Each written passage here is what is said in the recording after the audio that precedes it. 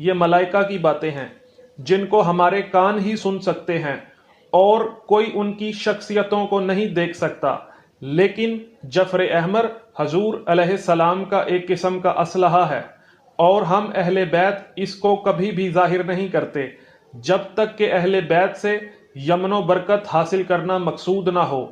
لیکن جعفر ابیض سے مراد یہ ہے کہ تورات، انجیل، زبور اور قرآن پاک کے تمام علوم حاصل کیے جائیں، لیکن مصحف فاطمہ سے مراد یہ ہے کہ اس میں وہ تمام واقعات و اسماء جو قیامت تک ظاہر ہونے والے ہیں موجود ہیں، اور جامعہ ایک ایسی کتاب ہے جو 70 گز لمبی ہے۔ اس کی عبارت حضور صلی اللہ علیہ وآلہ وسلم نے ترتیب دی ہے۔